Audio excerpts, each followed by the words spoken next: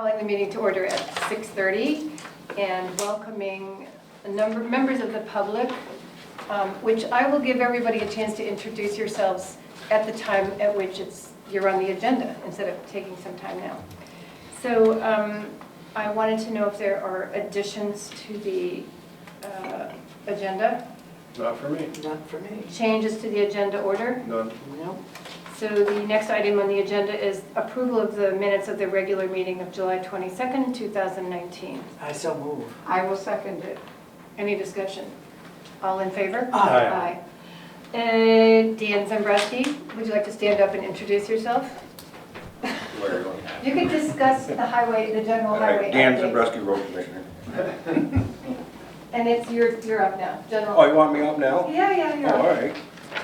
What's it say? It says highway. All right. Yeah, amazing. Well, we're still setting culverts. Right now, we're over on Green River Road. I got one more to do tomorrow or Wednesday, hopefully. Then I got 5 to do on Hale Road. And then I have 1 to do on Gordon's Road. And that'll probably take care of my first batch of culverts that I ordered. We've been hauling some sand. I noticed. Tomorrow I'm meeting with Basins on going over the paving Which on the Guilford Center Road and the Hollow Road. We're gonna meet with them at 9. We have a new man starting on the 26th of August. His name is Chris Bishop, and he'll be starting getting them broken in this winter so he'll be on up to par when somebody leaves. So, glad we found him. yeah. Thank you. And we'll be grading the roads pretty quick, because school's gonna be starting. Yeah. And so so all the contracts, the grants that we have, all that work is going according Yep. to deadline? Yep, supposedly. Thanks. Carpenter looks great. Come out good. Boys did a good job on They it. did, very nice, it's a little wire. Even held up with one of the hard rains we had. It Right. one spot it kicked out a little bit, but it held up. But the new stone ditches seem to work well. Up there? Well, they do, and sometimes they do, and sometimes they don't. So, Okay. And they're doing a good job, a great job of mowing along the roadside. Jimmy does it. He's doing a good job. Yeah. He's taking his time and getting it cut back, and the more he can cut with that machine, the less handwork we got to do. So. Yeah, it's been pretty impressive. Thank you, Dan. Yep. Next on our highway agenda is Alan Bellville is here. Now, Bellville, I'm just here to let the board know when I plan on retiring. And I'm gonna give you one more winter. Yay! Wait, the whole winter, Alan? I'm looking at the end of March. End of March. Okay. Yes. Write that down. Uh-huh. Official. It's on tape now. I may change my mind. I don't know. Depending on the winter or depending on No. something else? No. Winter doesn't bother me, Mm-hmm. so You're doing okay otherwise. that's where I'm at right now. Okay. I feel that's the lowest impact on the town would be in the spring. So, So we will have an opportunity at town meeting day to applaud you even If- more than we're going to applaud you if I'm tonight, there. right? if I'm there. There. You should be there, Alan. I think you need to be there. You're gonna skip the next mud season, is that what you're saying? That's what I'm skipping. Skipping out on mud season. Yeah, he's leaving it to me. My only question is who's taking over your route? We don't know yet. Oh, that's scary. We'll find out this winter. That's right. Okay. They're all going to have to get a turn at it. Alan, thank you so much. You're welcome. We're reluctant but understanding. Oh, I've been lucky. So, town's been good to me. Great. Well, you've been an amazing Yeah. employee, and So, your effort, your work ethic, and the way you take care of this town, you know, roads and that all, everything, you know, is just outstanding, and it's much appreciated by well, everyone. thank you. I We appreciate that. are How extreme. you retired the Viking Village, is that what it is? Out there? Right across the road. I haven't been out there. Couple months. But I'm happy for you that you're thinking in those lines. We'll miss you. Alan, thank you for taking the time to come tonight and talk to us about that You're too. welcome. so. And to stay for our fascinating meeting. If he wants to. Which is still about highway. So the next item on the agenda is the Stony Hill Road South Improvement Request. And now I will ask these three gentlemen to introduce themselves. And you can start with Paul. Yeah, my name is Paul Bellville. I'm the owner and the project designer, I guess, of Viking Village, 6 cabins, and the mess hall. My name is David Carpenter. I'm an attorney with Facey, Goss and McPhee out of Rutland. I work with Jim Goss, who may have been here before. And with us is Jeff Goodrich from Pathways Consulting. Thank you. So I suppose good. you have a presentation for us to consider. If you don't mind, if I could put this here. No, do you want to pull up a chair? Oh, no, just, let me just get this. No, you don't want to block the TV, you want to pull up the chair. Yes, I will. I'll Use absolutely it. do so. Absolutely. My 10-year-old isn't here, so I hate that. I'm trying to do this myself. Sir behind you. My youngest is 30, but she does the same stuff. Yeah, I need to bring my tech support with me everywhere I go. Peter, if you want to do the lights off over your table, Yeah. that bank, I don't know if it's on a separate, Sit up here? Yep, we can do it. that might make the visual easier for people here. Right. And Peter, if you could just pull back a tiny bit. No problem. A little bit. Let me get the other one up here as well. All right. I don't know what that is. So, oh, grab that. Oh, there you go. Where'd that appear from? As you know, Vikings Villages is up Stony Hill Road on the southern end. And at this point, excuse me, only the first distance in from, excuse me, from the main road is class 3, and the rest of it is class 4. And so what Mr. Bellville is hoping to do is get the town's approval to upgrade the road from the class 3 segment on the way up to his driveway. And also obtain permission from the town for the driveway permit that's also required.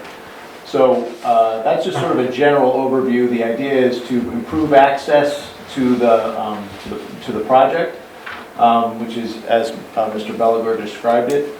If at any point anybody wants me to zoom in on this a little bit closer to see any particular portions, I'm happy to do so. Could But you I'll point out where the project is? Yeah, sure. The project is a little bit further up the road. This is his driveway. And it's back up into the woods up that way. And where does the road convert from class 4 to class 3? So for this part of it, I think it probably makes some sense if I turn it over to Jeff. And let's let him walk us through the improvements, and then if you have any questions at the end, that might be the most effective way to do it. Yeah, it would just be useful for us to get an overview of how far along there the cabins and the mess hall are, just to have a sense, because I really don't. We have a map, right, Jeff?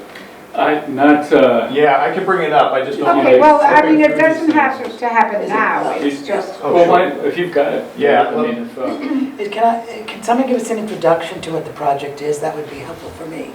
Sure. The project is six cabins and a mess hall that's been built up at the end of Mr. Bellgore's. It's a small, you can call it a hotel resort, comprised of 6 cabins that resemble the era of the Vikings. It's kind of up to the period. And what I'm just trying to run something eco-friendly, where people can stay in the woods, in the rustic looking cabins, experience the nature and the nature of Vermont. So at the moment it's six cabins. And they're already there, yeah, they're in existence. And the mess hall. The mess hall would be used for, different events, as well as breakfast, et cetera, et cetera.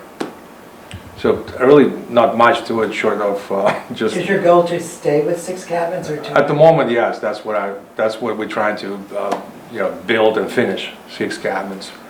In the future, if the projects are successful and there's a demand, I might expand, but at the moment, only 6 cabins. And I'm trying to pull up a better drawing of it.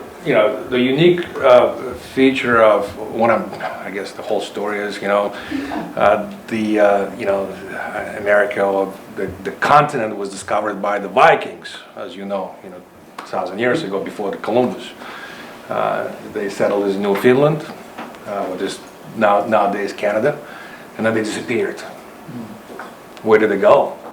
Well, guess what? I found them in Guilford, Vermont. Yeah, it's just uncovered 6 cabins. I fixed them up, and they're ready to go for rental. They were there before. They were there before, yes. And now it's a sort of theme park. Exactly, yes. There's none in Norway and none in Denmark. Guess what? We have one in Guilford, Vermont. With the native population. Mixed with the Indians, that's how they disappeared. I mean, they probably got killed off by the Indians. Well, Richard? the First Nation people. I have a question. Did this require an Act 250 permit? Not for the 6 cabins. If I were How to. many acres is it on? I think what, 3 acres? Yeah, the exemption is applied to the development. Yeah. That's a good question. So Thank you. I'm trying to pull up a. You know what, if you want to go ahead with your presentation, don't worry about the, Okay, well, if we do this, and then I can take a quick break and jump back to Okay. it if we want to go back to that. It's not connected. Yeah, no, I know. I just didn't want to flip through my Your entire system history. with everybody. It's not nearly as exciting. okay. So, So there's Weatherhead Hollow Road there at the beginning. yep, here's Weatherhead Hollow Road. So Dave, if you would, and I'll also add, my understanding, when Paul asked us to come help, that Averill Engineering and McBean, I can't remember the McBean company's name, but they did get the Act 249 wastewater permits for the 6 cabins. So it has been, the site has been permitted for the 6 cabins with A&R. If you can, as you can see, Weatherhead Hollow Road, Stony Hill South here, there's an existing perennial stream in this corridor through a 48-inch culvert that's on the plan. One of our folks, we have about 25 folks, is a certified wetland scientist, took a look at wetlands in this area. We actually looked at LiDAR mapping off-state information to confirm details with 1-foot contours way beyond this. But this corridor we've essentially established with our survey crews. This has been formally surveyed. Our surveyor, Skip Millett, whom members of staff have met, did some research internally and believes this is a 2-rod road, or 33 feet. The first 211 feet approximately, which end by the house here, the driveway, are the Class 3 segment of the road. And my understanding is the town essentially maintains this portion, turns around in the driveway, but does not maintain further. That's what Paul's been maintaining for access to the site. So between these 2 sheets, and you don't have to flip yet, Dave, we're showing essentially actually, if you don't mind, go to the next sheet just for the fun of it. Where Paul's driveway is today, it comes off Stony Brook here. It's about 750 feet or so from Weatherhead Hollow Road into about this location. So we're talking about upgrading this existing road. It's I would say dirt, technical term, a mixture of materials, but it varies 10 to 12 feet. We're talking about improving it to a full width of 18 feet with 2-foot shoulders on either side, to a full depth. We have a 12-inch and 6-inch granular base. What we'd like to do is generally maintain the existing grades of the road. So we have a plan and a profile. This is the profile that shows existing grades in the dashed line with the proposed grades in a solid line. We've more or less married the existing grade enough that you wouldn't be able to tell much of the difference. We're just ironing out a couple of ups and downs, if you will. It's nominal. The idea in the general sense is to replace this section to depth with a real gravel road. Although the section out of the town standard effectively, or V-Trans standard, it shows a crown road. So here we're showing 12 inches of bank run with 6 inches of screen gravel above that. Out of the state standard, you'll see the inch and a half aggregate max, but this is a 9-foot lane, 9-foot lane, 2-foot shoulder on either side. So for a total width of 22 feet and a 33-foot right-of-way, it doesn't leave a lot of room for work. So that's why we're constraining the section. What we'd like to do is abandon consideration of the crown. That's in my letter. Currently, if you go back to the broader plan, Dave, the way I would generally describe the road drainage right now is it flows. This is a fairly steep section on the west side that comes downhill into the road, across the road, and then into the flatter areas on the other side. So the drainage generally flows from west to east across the roadway. We don't see any reason to alter that. The only variation that we're showing here in consideration of the grade differential, if we're widening the road, I think we're nearly, if you can go back to sheet 1, Dave, at the entrance. In this area, you can see the contours we're proposing, these new grade lines, the dark lines. They're essentially matching existing grades on both sides with very little fill. The only modification we're proposing in this area is a widening, which would require a permit from the Agency of Natural Resources for direct wetland impacts, and I believe this is going to be classified as a Class 2 wetland, so any impacts within 50 feet would also require a permit. So we want to minimize permitting. We're talking about bumping the head wall out with some culvert extensions.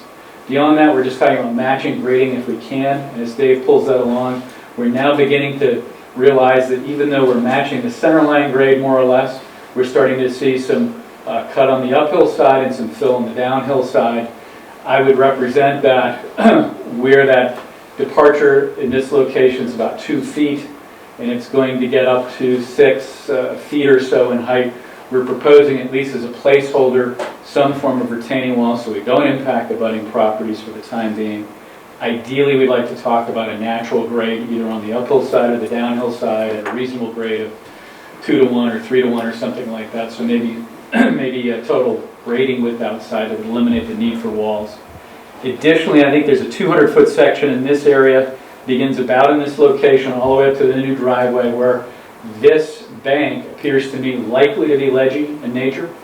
It's a fairly steep slope as it is currently, so I'm guessing if we excavate to the west and hit ledge, we've got our wall already, so that may work out in our favor. That's the general plan. We're showing upgrades along the first 750 feet to Paul's driveway. In terms of driveway permit or permit considerations, ideally Paul would like to upgrade his entire driveway, which is another 700-800 feet-ish into the site to the same standard. And it's all on his property, so we're not proposing retaining walls.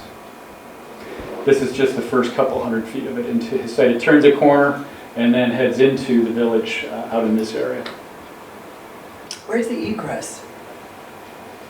The ingress and egress are the same. It's the same road. So you have to turn around to go down. If you drive into the cabin area, there's plenty of turnaround space.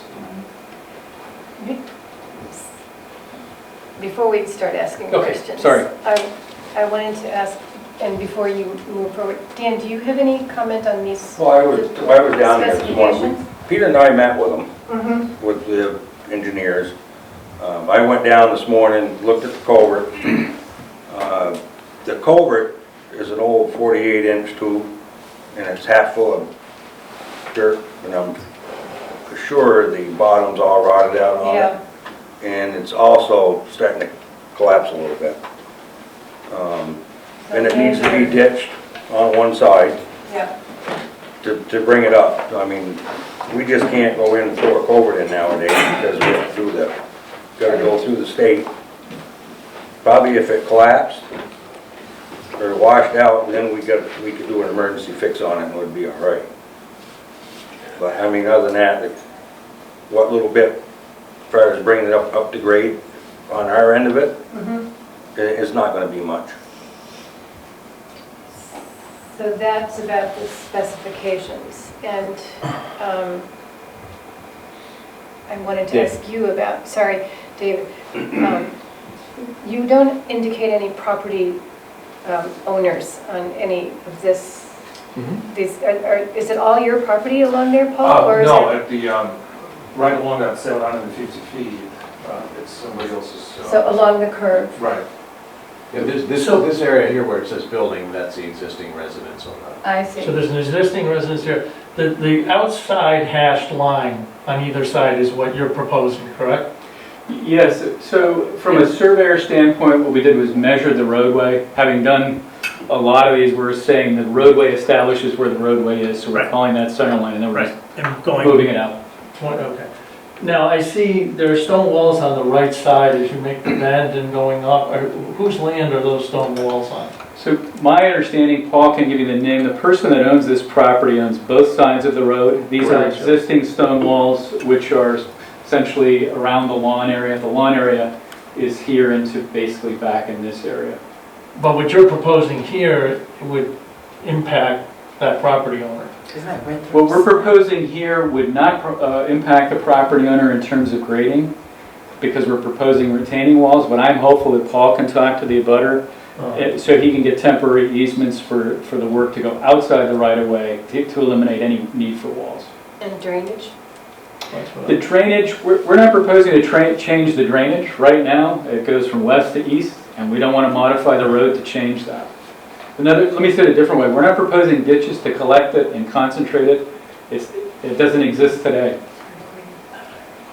No, I just know that we've had some property owners who have had issues with drainage from roads on their property, right? So Well- we're not anticipating that it would change No, what they want to do is, from, no, because there's, I'm just trying to think if there's any old culverts out there that was there a few years ago. I think there's one out where, on the class 4. on the class 4 out towards where you turn off to go to Paul's driveway. Yes. There's one tube there. But that one was been, if I remember right, it's probably been there for ages anyway, so. Dave, if you can go to the second sheet, we can show that. I think it's been replaced. There's a, what does that say graphically? Is it ADS? CMP. That's the old one that Dan's talking about, 15-inch CMP. So the question I have is, it's got corrugated metal on one side, and we saw the ADS N12 on the other, so it looks like somebody did a temporary patch. Well, when they first, years ago, whoever had that land before Paul got it, they went in there and logged. Okay. And what they did is, because they got log trucks and chip trailers in there, and they ended up building head walls on the culvert out on the other road, so they could make the turn coming in. So that's how them blocks got out there on the end of the road. Just to corroborate what Dan's saying, this I think is the old portion of the culvert, and somebody extended it all the way over on that side. What do you propose the retaining walls would be built from? Well, ideally they wouldn't, but if they're going to be built, I don't know how you build it other than out of concrete. You know, that would require probably a guide rail of some sort, but I think that'd be excessive, let's say, if you can't get a temporary easement. So, And they would be permanent, this isn't just for construction? It would, to the extent he's unable, Paul is unable to get an agreement from his abutter to do grading on the abutting parcel, they would have to be permanent. so you're asking the town to grade, to upgrade 211 feet. And There's then- a permit to upgrade, we will do the upgrade, we will No. pay for the upgrade. No, it's to upgrade from the, well, it's From actually the Weatherhead whole Hollow. 750 feet is going to require some level, and correct me if I'm wrong, the whole 750 feet from the beginning of the driveway here, or from the beginning of the roadway here, Right. up the road, here's the match line to the other map, up to here, 750 feet. We're First proposing, 211 is already class. But you wanted it, we're proposing to box out all 750 feet with 18 inches of gravel and build it according to the town standard. So we'll excavate and put it back, excavate the 18-inch depth of whatever is there and replace it all with gravel to bring it up to the town standard. sorry, so the class 3 and the class 4 Yes. road, So then you'd have a class 3 road going all the way all up. the way. But this wouldn't be a public road. I mean, that's a question. This is not, I mean, Well, is your technically- ultimate aim to have this be a road that the town maintains? No, ideally, if, I would like to upgrade the road and then take it private if town would agree to that. So town would not have to maintain the road. That would be just like Belden Hill, South No, Belden no, I Hill, that'd be the same. You got the upper part of Bullock Road, I mean, we maintain our portion of the road, and then from there out, it would be whoever the landowner is maintains that portion of it. I mean, my understanding is, correct me if I'm wrong, that you already maintain the For the most part, yeah, plow I it maintain, from after the plow turns around up to his driveway, he's already maintaining it anyway. So that's also a possibility. I'm not sure that the town could take any action without the agreement of the property owners. That's what I was Which thinking, that it's- you need to find out I what the mean, that property all it owners seems to, say. would all seem to depend on where they are. Well, all the work that's being done is being done in the right of way. The right, This plan only contemplates within the right-of-way, Dave. yeah, which is It's the not- right of way that he owns. It doesn't contemplate, and that's part of the reason for the retaining walls, is to keep him off of his neighbor's property at this point. And let's see, slide 1 of 1, I think. Sorry, That's the one that shows weatherhead, yeah, so you have a dark line, which is the, the legend is that's the right of way, and then the contour, no, not the contour line. So And then you have a line beyond that. this dark line is, there is a concrete header on the 48-inch culvert that I don't think is in great shape, Dan. We would need to replace it. So that this essentially represents an extended head wall, which would also have to be, it's concrete today, we would replace it with a concrete head wall. And from the road into where we stop, that needs to be ditched, and actually it should be stone line ditched, like we have According been, according to our to new. state standards. In all the years I've been here, I've never seen that culvert overflow. I mean, the culvert's been big enough, but now with all your new state rules, you know, we're going through it on Carpenter Hill, that they want bigger, you know, natural bottom culverts. Otherwise, if we could just go throw a culvert in there, we could throw a 5-footer in there, it'd be plenty big enough. We, town? Yes. Somebody who's modifying it, Yes, the town. the town. So if that culvert collapsed in the middle of the night, we'd have emergency repair first thing in the morning. Yeah.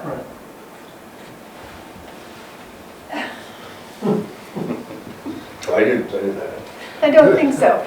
But so the easement, the existing easements that exist on this road are the darker shaded, dotted lines on either side. Am I correct or not? So today, there is no existing easement. Okay. Essentially, what we're, because I understand Paul hasn't talked to his neighbor about Okay. this. We would ideally like to see those retaining walls. So let me restate this. These will remain. The header that exists needs to be replaced, and we need to have a header to minimize. As we get it, going through the Agency of Natural Resources for a wetland permit, they're going to ask us to minimize impact. So we'll likely replace it. The other retaining walls that are shown further on, not the stone walls, but beginning here where the retaining wall is, we would like that to disappear so that that 2-foot to 6-foot grade differential can be graded out onto the neighbor's property, and that's something Paul would have to discuss with his neighbor. Yeah. And so this presentation is just to offer the select board and the the watching public information about what your plan is? Correct. That's the purpose of it? Upgrade, yes. Mhm. And to get permission Permission, but to execute the project, which the project is the entire thing from Weatherhead Hollow to the driveway. Because this isn't his property, this is the. I understand. To upgrade, the project would be upgrading that road from Weatherhead Hollow up to the driveway, or however far you want to do it. And I guess my biggest question is, looking at this, is the property owner issue. Yeah. Right, if we go with a retaining wall, there's no there's no necessity to talk to him. However, if we wanted to grade it down, I would have to ask for his permission, which obviously I'm willing to. You know, we don't, as a select board, we have very limited input, you know, really in any of this, but this is a neighborly town. And the reason why I wanted to be on the select board was so that we could continue to be a neighborly town. And so my request would be to engage with the neighbors, whether we have any say in whether you do or not. That's just... No, that's not a problem. We brought this to the town first before I go to the neighbor. I mean, I can have the neighbor to agree on the project, right? And then I go to town. We decided to go to the town first. See your... How many residencies are along that road? Just one. Is that Winthrop's farm? I don't know, the fellow who lives there is Roman. Last name is Roman. Yeah, the first name is Roman. First name is Roman, I'm sorry, yes. Yeah, I don't know exactly what it used to be, what kind of farm, but it's only one residence. And just, no, along the road, how many residents? Just one residence, right in that 750 feet is just one residence. And Paul, that everything to the right curves right up to your driveway is owned by that individual? I'd say somewhere closer to the end of that 750 feet, right there, probably, that's where his property stops. If I remember from Lisa, I think it's about 14 and a half acres that he owns. Right, but it's on both sides of the road. Yes, both sides of the road. Oh, he owns both sides, and you own both sides above that?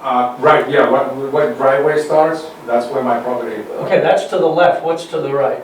That's your property as well, To the right, no, it's his, sorry, it's his. I don't know exactly where his property stops, I got you. but I assume somewhere there, right where it starts bending. Okay. Thank you. They don't live here, do they? No, they do not. It's a rental property. Roman Nemeth. Yes, thank you. yes. Sorry, I just... And I'm more than happy to speak to him, and we have a good relationship, but we decided to go to the town first. Yeah, thank I'll you. give you an idea what I'm doing and get your opinion and the feel for the project overall. So, I'm going to ask Dan a question. So, the road would be upgraded. Mm-hmm. Our part would be where we normally maintain now. Then Paul's part will be from where we end to his driveway. He's gonna fix that up, but you're doing all the permitting, everything right from the hollow So road. it's not to Weatherhead Hollow, it's to where you turn around. No, he's doing all the permitting right from the hollow road right to his. Yeah, I do. I'll do the whole thing. Yeah. Don't get me wrong. I mean, That's what I'm... no, the whole project will be on my shoulders. Our understanding, I think from some of the documents, is that the town would be doing the first 211 feet, you'd be doing the next 500. No, I'll do the whole something. thing. So what we're hearing tonight is you would do the whole thing at your cost. The town would still maintain the And first... it's up to the town. I mean, I can actually go as far as to say, listen, I can take this whole road private, work out a deal with Roman Nemeth where he has a right of way. Yeah. And right away from Wizard Hollow, I mean, that could be a private road. And I'll take care of the rest of it. I mean, that's another possibility. If he wanted to, the town could petition to throw that road up and let Mr. Bellville take Which over. means you never really, you just go, you plow it on Wizard Hollow and you never go that way. Yeah. I technically, if I look at it, there is really no necessity for you to make a turn. I mean, you're basically cleaning somebody's driveway, the way I look at it. Well, then we got, Yeah, you know not, what I mean, then we I mean, got- like, up to the garage, that's, we have a lot That of them like happens a that. lot in Guilford. We have a lot of them like that, and a lot of them I'd like to see go bye-bye. well, that's the one I can take off your Yeah. shoulders. Interesting. Give my neighbor something. And one of the reasons we wanted to Give bring it to neighbor the Tim select board, something to do. so the select board as well, is obviously to give the public a chance Yeah. to see if anybody here had any questions. Obviously, if the select board had any specific questions as we sort of move the process forward, whether the road foreman has any specific concerns or obviously to try to take those into consideration as we move forward. I think my big question is there any reason not to do this? And I would ask that here, but I would also ask people to give us, have a period of comment on this another week or so. We have another meeting in 2 weeks, but I feel it's, to echo your your concerns, that it would be good if we were to allow people to give us some feedback on their feelings about this. Absolutely. Definitely. Well, I think that it would be appropriate for him to reach out to the neighbor, right? Yeah. Oh, yeah, I think you should. You can take that. That is my Yeah, next yeah, step, I think so, because This that's, weekend. you're gonna have to, if the town says yes, and you're gonna have to manage those negotiations. Right. Yeah. But I just feel like we should give, if there is anybody who wants to comment on this, we should give us a period of a week or so to gather some information, and then we can discuss this at the next meeting on the 26th, and give a decision. Is there any reason to go any faster than that? No, not at all. Okay. Danny, are you I comfortable don't with have that? any, I live right across the road from it, and I haven't got a problem. I don't see any reason why not to go with it. Okay. Well, I think that's very helpful to hear that, but I'm still, in the interest of Yeah, if anything, transparency, I'd like to have. Sure. And we can also respond to some of your questions about the private, about what was raised about taking it private versus. Yeah. Right. Yeah. Address any of those questions. Utilization of the property by the public is also a possibility. Mm-hmm. And I'm not holding this project just to myself. I would like to see the land being used. I have roughly 1,000 acres of land behind. So to me, allowing the public to access the property would be actually good for the business. So the town could benefit from this. Yeah, Well, that's really wonderful The to hear, rec commission would be great. I mean, one of the things that I've really wanted being on the select board is to welcome people who move to the town and learn about them and what they want to do here and let them know about the town. And, I feel as if it's sort of a deficit for us that we've never done that. So I'm really glad to hear I think about, a wonderful piece of land, wonderful nature, and I would be more than happy to bring as much public as possible and utilize the property. And I have not only I have access to the land from Stony Hill, I do have the the maple farm now. It's 278 Locust Hill. So I'm running a maple operation. Walker Roofing Company, do you know that? Oh, okay. Yeah, so that's now in my hands, and we're running a full maple operation with roughly 15,000 taps. So it's all on the property. So that is also kind of a part of this whole concept of Viking Village and Viking Farms. People from Viking Village can go and see the way the syrup is being made and enjoy the local farm. So would you like us to return on the 26th I to follow up, or? think it probably won't be necessary. I don't imagine that we're going to get a lot of feedback, but I want to make sure we give people that opportunity. Sure. If it feels, if Peter gets a sense within the next week that we get some comment, then we will I'll be in touch with you. Okay, But I think this is great. I don't think anybody even knows it's there. I know. Really? well, it's been a sort of mystery project. Feel free to go. All the neighbors know it's there. I'm coming up, I'm gonna come check it out. Paul's invited us out and ride our four-wheelers and do whatever. It's one of the things that I really want to develop trails. We estimated roughly 17 miles of trails, on the So property. we have the Pit Stoppers in Guilford. You've probably heard of them.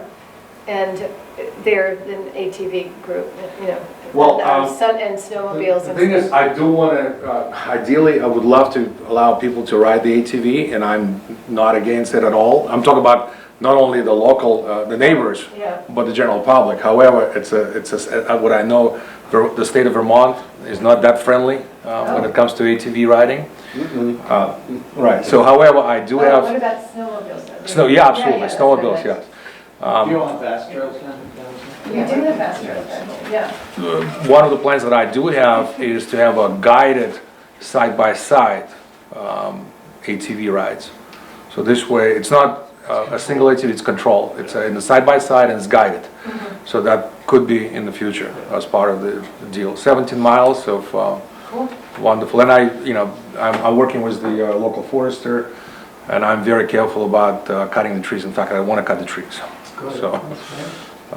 Well, it would be neat too, if there were a time when it was convenient for you to have a tour around for people. I know I'd love to. Oh, absolutely. wander there. Tell me when you guys want to go, and I'll be more than happy to meet you there.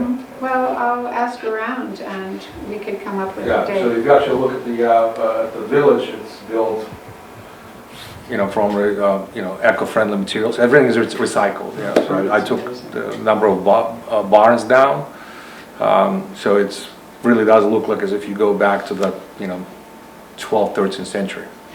Beside a couple plastic roofs from China, they look like thatch roofs, but they were not really plastic. Well, what's your vision for the mess hall and everything? Is that? Mess hall is, yes, wonderful, good question. The way I'm gonna start this, probably cater breakfast and whatever those 6 cabins require. If somewhere there in the future I can run functions, corporate retreats, weddings, I'll be more than happy to do that. But I guess that's going to go to the next question, Act 250. But it will be step-by-step process. I mean, at the moment, It's daunting to get to that. Yeah. Yes. So, but anything that is friendly to nature, that's my goal. So nothing heavy, no heavy commerce, no commercial. We're not talking about putting resort with, glass and concrete walls. No, that's not. Other than retaining walls. Retaining walls. Unless if I don't have to, I don't have to. We've taken a lot of your time. I appreciate this very much. Well, thanks for coming in today. I've been hearing about this from a couple of different venues, but it's good to hear it. I'm sure going to find a way to bring you to the village and show you around. I'd love to. What's the name of the corporation that owns it? It's Viking Villages Resorts, LLC. Do you have a website? No, because we want to build it first before. It's one of those things where I noticed, as Alan said, I didn't have gate to the property, and before you know it, you have trucks from New York, Connecticut, you name it, So I don't know where the rumors were spreading, so I put the gate, not for the sake of, so that I don't want people to see it. I just, construction people leave materials and tools, et cetera, so I decided to block the traffic. So, I don't know where was I, these are here and there. Yeah, it's a Viking Villages Resorts LLC, and I'm the single owner. Terrific. Well, thank you very much for coming. Thank you. I appreciate it. Thank you for the presentation. Danny, thank you for your input. And Alan. So I got the invitation, I'm gonna find a way to give the address and Okay. get there. Great. It's right off on that road. My husband's been up there, so. Yeah, and in fact, you don't really have to ask for my permission. You can probably go there at any time you want. Yeah, thank you. The gates are open. Thank you. Thank you so much. Have a good night, Paul. All right, thank you. Nice to meet you, Paul. Thanks, sir. I appreciate it. Take care. Richard Davis. I suggested. Sheila, what's the next agenda item? Richard When the lawyer's Davis, office Act called, I 48. suggested have a walkthrough down here. Yeah. So everybody can see Yeah. what he's talking about. Richard, you want to come up to the table? Wherever you want to be, you don't bring you. Bring a chair up next to Miranda. All right, I don't have to yell. Thank you. No, it's traditional. I'm the town health officer. Okay. I don't know how many years. So I just wanted, this is quick, just to make you aware of this new law, Act 48, which from what I'm reading, you don't have to do anything, so it's very simple. But one of the duties of the health officer is to do rental inspections, which is this 14-page form. very comprehensive. I've done a few of them over the years, and it's very good, but it's interesting. The only time anybody who rents a property who feels that their property isn't up to code on all kinds of things like water, sanitation, living conditions, heat, anything related to their housing, they can request a rental inspection. The only time I get called is when the landlord and the tenant can't get along with each other. So I'm like a therapist here. It's very tricky. I don't hear from people that resolve their issues because they can work it out. So they call me when they reach an impasse. And I have the authority to, now I have new authority under this new Act 48 which I had before they increased the fine. So I can fine people at $200 a day, I think, and I have the ability to have the sheriff subpoena. I can go to court and get a court order to stop things from happening, and so they have a lot of legal authority. So the bottom line with the new law is, at this point, the state is requiring town, the person doing the inspection, to file the report with the state. People are fearing the next step may be that all towns will be required to inspect all rental properties on a regular basis. So that's why towns like Brattleboro and other places, they panicked when they first heard this, and now they're creating mechanisms to regularly inspect all the rental properties in the town. The way the law is at the current, right now, is effective July 1st, 2019, that requirement is not in place. But it may come to that at some further point. There's a lot of pushback against that. So right now, all I have to, I gave them, they wanted information about inspections done from The state? the state wanted information on inspections conducted from July 1st, 2018 to June 30th, 2019. I sent that in. And then from now on, the only thing that applies here, it says, for municipalities with no code enforcement office, which we don't have, for rental inspection conducted from 7/1/2019 onward, the form linked below must be submitted to each inspection conducted within 7 days. So, and I have to make this available publicly and post it and all that, which I've done. So from now on, what I'll do is I'll scan this in and then send it to Peter. He can make it part of the town record, and that really, if you want, I'll leave this with you. This is the law. We got it. You got it. We got Okay, it you have it. this weekend. So really, that's about it for now. The one thing that's not quite related and it's not clear to me, I was curious about Airbnb and that kind of stuff, and also it would apply to this village too. I just did a quick search and I found 11 Airbnb rentals in Guilford. I'm sure there's more. I found out the schoolhouse on whether that's Airbnb. Anyway, it appears if there's no taxes levied, that it's possible that a person renting an Airbnb could complain to the town if they knew all this stuff, which they probably wouldn't know, and then I would be required to do an inspection, and I could shut them down if they don't meet certain criteria. But I think the likelihood is that pretty close to zero at this point. The other thing, it sort of triggered in my mind, and it's not related to this, but I just wanted to bring it up, is if there's a significant number of rentals plus this place, the town can petition the state to levy a tax on, and you would have a source of revenue for all the rental properties in town. I mean, it's just something to think about. Other Which than many the towns regular are property. doing. Right, yeah, and this is growing, and then, I mean, if you levied the tax, then we could keep track of, we'd know all the What the rentals. rentals are. Right now, it's sort of an underground thing, and, Well, I will interject that Lisa has been working over about the past 5 years to keep track of all the rental properties. Oh. When they do assessments, just to it helps when assessing properties to know whether or not it's a rental or it's a primary residence or it's some of Who's both. Lisa? Our lister, Oh, Lisa Berry, Lisa, our okay. lister. Assessor. So you Sorry, have a assessor list clerk, of, thank you. you have a list of all the rental properties? Do we have a list? You'll have to speak with Lisa Okay. as the assessor, All right, how she has done that. okay.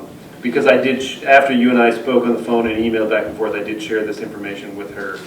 So you could also speak with her about that if you're, Okay, well, I don't, so, the way it stands now, unless somebody calls me, I don't do anything. yeah. 'Cause I don't have to go around inspecting places. How many would you estimate you do per year? One or two. One or two. People get along pretty well, I guess. So, but the other thing is, the other part of my job is I am responsible for identifying and acting on public health threats. So there was a situation on Route 5 where the neighbors on, where all the mailboxes. Was it East Mountain Road? No. Gristmill. Gristmill. Gristmill. No, right off of Route 5 where all the mailboxes are. Yeah, well, anyway, that place. That place. Yeah. And there's a house that's not occupied across the street, and the town got a call and said, oh, it looks like a health threat, you know, and so that triggered my going over there and doing a sort of inspection, which I could legally do, but I determined that I didn't find anything to be a public health threat. It looked terrible, but I'm not the Martha Stewart of Guilford, so, you know, I don't deal with that. That might be the best line tonight. Yeah? That is good, so far. Okay, so, I have a question. Is for these hypothetical inspections that you do, which seem to require a lot of record keeping, is there any funding available for your time, or is that purely? There is, he never claims He it. never claims it, it's in the budget. I don't know, is there? I mean, Yeah. am I missing out on big bucks here? $100 or $200 a year, Richard. Well, I don't, I mean, it's You a get, little I think it's bit of $50 in drive. supplies and it's $200 in A travel year? expenses, yes. Oh, well, I help pay for a few trips, yeah. Yeah. So if I wanted to submit it, I'll think of it. All right. Just let me Can know. I get retroactive since I started the job? You'll have to You might discuss break the that, budget. you discuss that with the select board, but Alright. for this current fiscal year, just talk to me. Oh, okay, well, all right. I mean, I only, maybe 2 or 3 times a year do anything, but, you know, it's more like a therapist than it is a, you know, health. A mediator. Yeah, mediator, you know, it's very, gotta be, Richard, Terrific, it's thank you. $25 for supplies and $125 for travel and expenses. yeah, all right, I'll think about it. I'll buy about 3 copies. Huh? Yeah, right?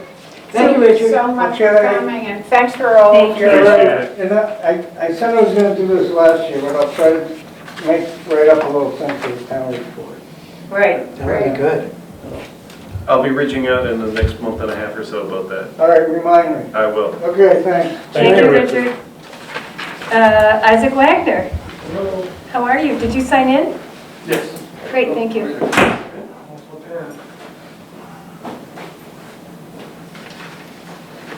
Soon, Mimi. Good. Good. How are you? Good, thank you. Just got back from vacation, Uh-huh. so today's been rough. Yeah. Well, let's make it quick and you go home. Yep. You're on. You're up. So just executive summary, we got the community development block grant, planning grant that we applied for back in when? A while ago, Oh, yeah. April, April, yeah. for the library.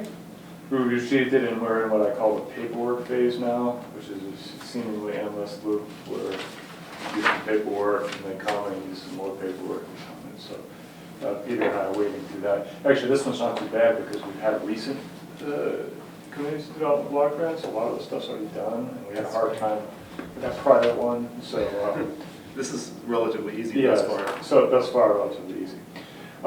The question came up a few weeks ago about procurement and the community development block grants, because they're federally derived, have procurement guidelines. In other words, they want to encourage competitive bidding and procurement for services. And most specifically, they're concerned about physical contracting and building something when you get a contractor. And that's the realm where you usually do what we call hard bids, or you accept the lowest, what is it? Come on, Michael, help me out here. Responsive and responsible bidder, right? And what we're doing with this planning grant is more soft cost. It's more planning and design professional procurement. And the procurement guidelines have changed a little bit. They've raised the thresholds. So they have 3 different types of procurement that they talk about. They've got the micro purchase procedures, which are any contract $10,000 and below, which would in theory cover anything that we're talking about within this planning grant. There's no individual contractor that has proposed more than $10,000 for this. And then they have the other guidelines, just for your information, but they're nothing where you talk about small purchase procedures, which are under $250,000. The small purchase procedures are, get 3 quotes and that sort of thing. And then there's the sealed bids, which is larger construction, which is what I just talked about a minute ago. The micro purchase, you can do under $10,000 without competitively bidding. I've never recommended this for any other project, but this one has a few unique qualities to it. First of all, it's very small. Since it's a tiny little library and it's a very small amount of work that we're doing on this library. When we submitted the grant, we talked to a few professionals around to help us craft the budget. And those professionals submitted us very nice looking quotes. Very reasonable. I do a lot of this work, so what I thought were very reasonable. To the extent that I called them, I said, "Are you sure this is the right price?" And they were like, "Yeah, this is what we're going to do this for." I chalked it up to it's not a big commercial building, which is more typically what I do. This is a small library, and so I started brainstorming with Peter. I was like, "This might be a real good project to pursue the micro purchase and to just hire the people that gave us the quotes in the first place, because they're reasonably priced and they're pretty good reputation in the community." And we're planning the Guilford board is planning to actually meet with them next week or week after coming up, so just to ensure that everybody feels the same as I do about it. So I think, Peter, correct me if I'm wrong, I think we just felt we wanted to have that conversation with the select board. To explain what the micro grant purchase was, and then also just your thinking particularly around Robin. Yeah. And what she does. And so most specifically, we're talking about Robin's Sweet Apple and SVE. She carried Southern Vermont Engineering through her contract. SVE is going to look at the septic design, and they're going to look at the site planning.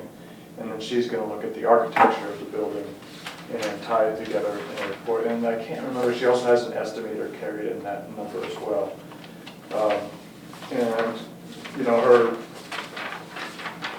Her bottom line quote here was, so I had to add it up, 11, 13, 7, 14, $15,000, but she's recommending, her base contract is under 10, but she's recommending a couple of other things that we didn't actually carry. So is Robin a licensed architect? yeah, that's my understanding. Although I haven't actually seen her license, so I can check that out. Yeah, I know she went to architecture school. She's got a degree, so yeah. Might be good to confirm that. Okay.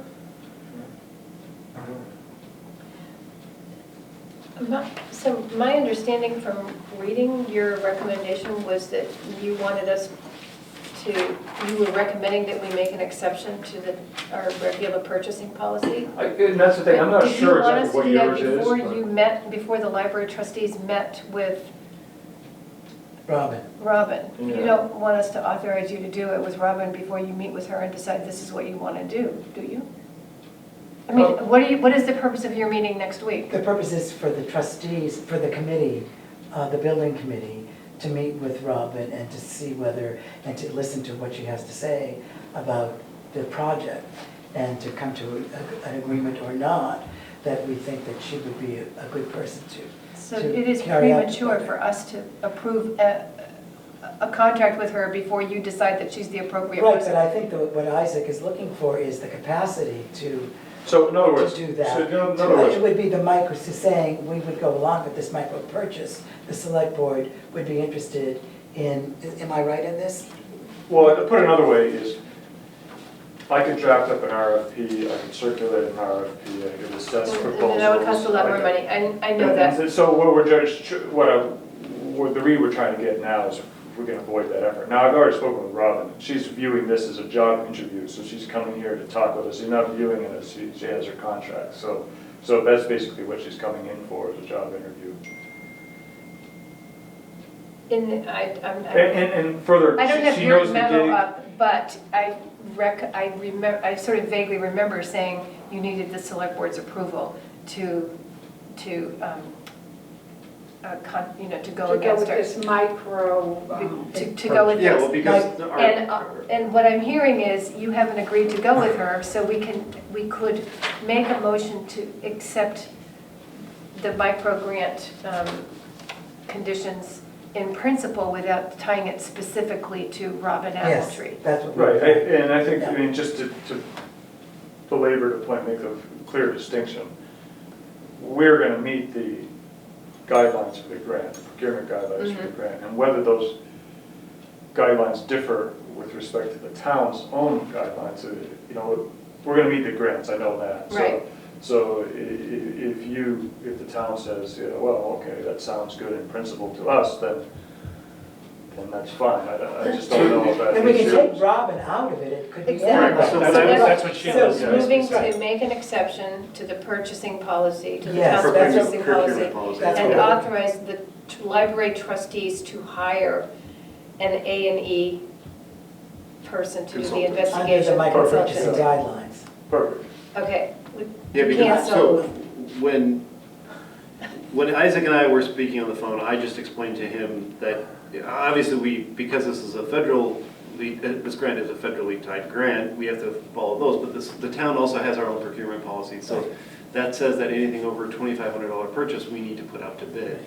But we have the clause in there that if the select board deems it appropriate, that you guys can go with and ladies can go with a sole source vendor. And so that's what Following Isaac, the federal guidelines. yes, that's And we that's have what done Isaac. that. And you've done that a couple times, Yeah. yep. And so that's what Isaac was requiring about.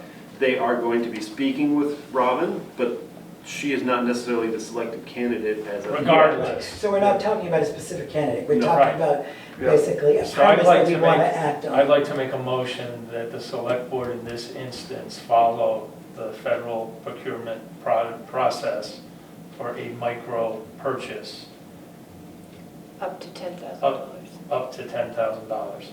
I'll second. for the library project. Yeah, for the library. I'll second that too. Thank you, Michael. Any more discussion? Can it be worded so that we would? I mean, it's not that we will, I mean, that we would consider, really, because it might not work out. And Right. So. Not to be I a think the stickler, verb but has to technically be- you shouldn't be discussing the motion. Oh, sorry. No, but No, I think the intention of the motion, and to Richard's point, is I think we're trying to be as broad in the sense that we'll follow this procurement process for the library in this instance, whether you choose this individual or that individual. According to the micro. So yeah, according to the federal standards of the micro procurement, or micro purchase process. Okay. I can't say. Okay, and Michael seconded that. Okay. And go with a sole source vendor. Yeah. Just, it Does says that have micro to be purchase, in it doesn't there? even need to be I sole don't think that sole needs- source that- vendor. Does that need to be It stated? just says on this, Well, because as I see it, the federal standard for the micro purchases is one thing, and then the town is we have our own policy. Right, I'm going with what. We are making we're making exception an to the exception to purchasing follow policy. the federal guidelines for the micro purchase process. Good. Of which the library is able to make this decision. All in favor? Aye. Anybody Richard. recuse themselves? Don't stress, Richard, we're good. Richard excused himself. Recused. Recused. Recused, sorry. Okay. For recusing himself. It is my great pleasure to nominate Michael Becker as our new Wyndham Solid Waste Management District It's a representative. thrill, an honor, and a privilege. He's already attended a meeting, I He understand. has, I could not go last week. Thank you all. Thanks, Isaac. Thank you, Thank you, Isaac. Good work. Congratulations, Happy reintroduction to real life. Thanks. Awesome, Michael. And so I think I just moved. So do I have a second? Richard, thank you. Thank you. With great pleasure. All in favor? And to confirm that Cheryl Franklin will still serve as our alternate representative. All in favor? Aye. Aye.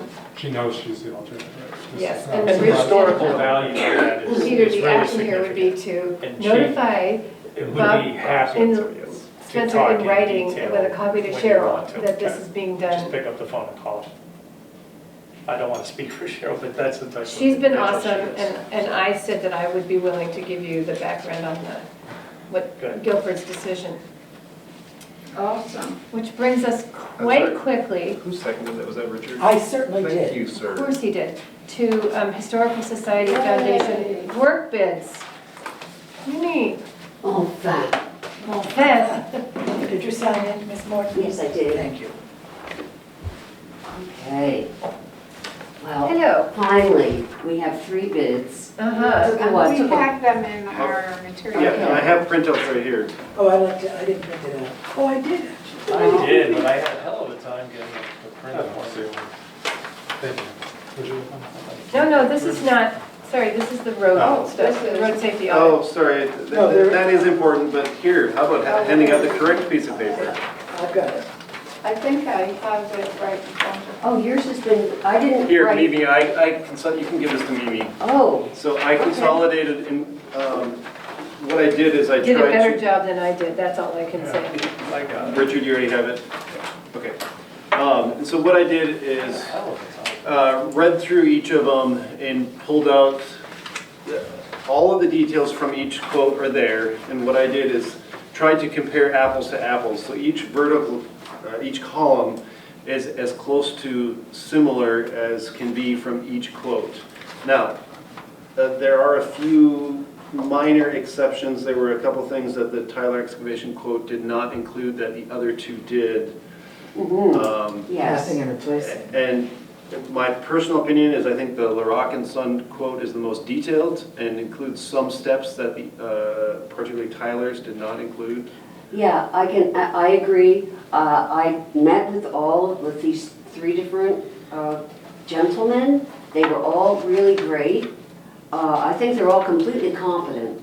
I know that Kerry was rushed when he did this and was concerned that he had to write his Who's Carrie? Kerry Tyler, that he had to do it, you know, scan it from a handwritten document because his bookkeeper was out.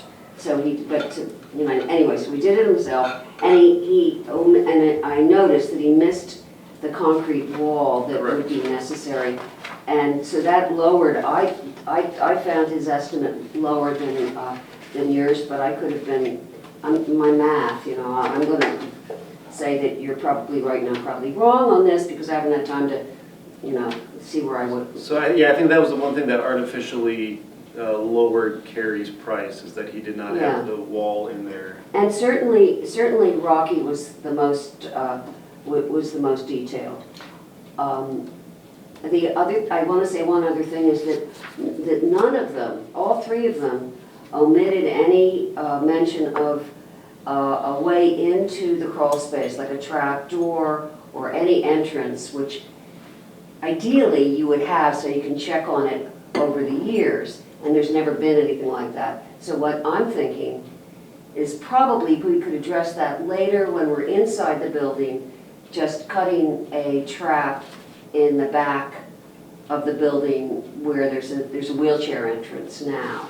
That could, you know, we wouldn't have to include that right here. It would be more of a carpentry thing. I don't know how people feel about that, but none of these estimates involve it, and it really isn't, it's not a structural thing, you know. I mean, both of, from what I read from the Bernie's and Tom's estimate, is both of them were going to investigate the conditions underneath there. Yes. I think to determine whether that was necessary or not. Right, right. Whether they had to go in and do any work with joists or, Right. God forbid, you know, any rotting. So far, it doesn't look like there will be, but you never know. There are always surprises. So I agree Bernie's is the most, or Rocky's is the most detailed. But they're all in the ballpark. Right, because if you added $4,000 onto tower excavation, it would come out to be, for the piece he's missing, it would come out to be similar to the rest of them. Exactly. And it's considerably less than what the engineers estimated we would be So spending. that's where was that number? The number in this business, in this, Yeah, it's 37,500. It's 37. 37,500. and that was in the. This was in the land So select, that's what I didn't find. yeah, this is under the, Oh, I know why, because it was in your document, not the original. But that was just looking at the structure and the age and just, you know, Mhm. saying. That was something you guys looked at the first time. Right, that I remember the that. Historic Society. And I thought it came was to visit. exorbitant for what Mm. you described me, so I think we're This is Well, it turns the, a realistic, that's true. exactly, Yeah. that's the point, exactly. Okay, so I don't, That's one that I'm Yeah. feeling, I'm not, you So know, that- I'm very unaccustomed, I mean, I'm not a builder, and I mean, Rocky certainly is the easiest for me to go with, but I feel bad because I don't like choosing, because I got to know these guys, they're all very Sure, nice. sure. I feel, So Lancelot wasn't able to get access to the floor framing? pardon me? I mean, it sounds like an engineer was involved in this process. The capital needs The capital assessment. needs The assessment. capital needs is. Oh, yeah, yeah. I was just, I mean, Did they look underneath? He could not. Yeah, No. that's what. There's No, no because there access. isn't There's any no, access there's no to access, the so crawl they couldn't, space. they couldn't So look there's at it. even an extra little thing, crawl space upgrading for $2,000 on there. And- Right. And I think that it's going to be upgraded when we get under and look, you know. Right. That's upgrading. So what was your question, Michael? well, I guess my concern is, once you get through, I mean, you're gonna break through the wall and see what's under there in this process of doing the foundation work. Yeah, well, the wall is iffy, so it's going to Yeah. be, So it'll what be if- replaced, it's going to be replaced. And in that process, we will see what's underneath. And so if framing rot is encountered, like while this is going on, like, are there funds to address that, or? Well, Is there we'd a have to little come cushion, back, or- we'd have to come back and look at that, but at this Yeah. point, I don't think anybody knows, and we don't see that kind of, we don't see an indication in the structure of the building or in the roof that there's that, or in the floor inside, that there's that kind of significant deteration. But But that would be an addition. we never know, yeah. The joists are we- structurally. We'd have to come back and, you know, but I think to be thorough, they do want to go under and. Well, they will when they jack it up. So- But I think that Bernie was the one who was the most specific in, I'm sorry. No, Bernie was his I dad. know, I know, We all oh, I have know, that- I no, have I that know, problem too. no, I He know. is eternal. But Rocky was the most specific in talking about doing that work Right. and getting under there. So, but I leave it to you people. I looked at fiscal year 19, we had, whatever, $22,000. Fiscal year, according to what you did, Peter, the things, fiscal year 20, nothing for the Historical Society. So this is half of what you want to spend and nothing in fiscal year 21. So where, and I didn't go to the capital needs assessments your brilliant spreadsheet. But what did we have set aside for the Historical Society in total? And, if you give me just a very brief Oh, moment, I yeah. will bring it up.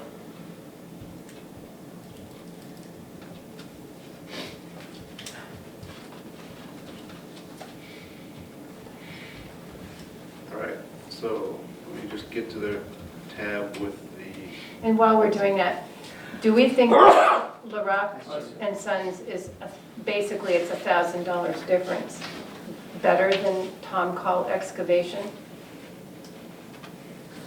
I'm not familiar with. Where is Tom Call Excavation located? In Brattleboro, as Okay. far as I know. And Tyler is Guilford? It's in Vernon, as far as I And know. Tom Call has a particular affinity to Z's. No, I think that was his, It was- something with his His spelling, something was going on. It program. was interesting just to watch. So- Yeah. for the Historical Society, so for FY19, it was budgeted for $22,058.